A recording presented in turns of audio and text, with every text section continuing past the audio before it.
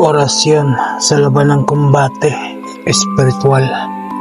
Igosum Gladius Domini et Lumen Veritatis, sa ngalan ng Ama, ng Anak at ng Espiritu Santo. Adonai Elohim Yahweh Sabaoth, Michael Gabriel Rafael, ako'y kalasag ng liwanag, hindi matitinag ng dilim. Sa bawat hampas ng anino, ako'y magiging apoy ng katotohanan. Sa bawat sumpa ng kaaway, bumabalik ito sa kanyang pinagmulan. Sanctus Dios, Sanctus Fortis, Sanctus Immortalis. Ipagkaloob mo sa akin ang taglay ng banal na lakas.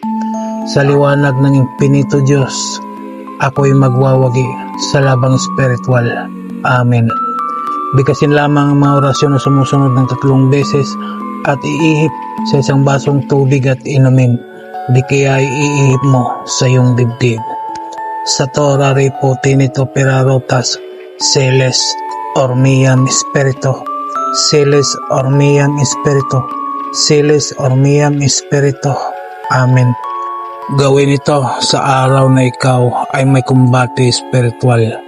Maraming salamat sa mga tao na naniniwala at tumangkilik sa mga binahagi kong kaalaman.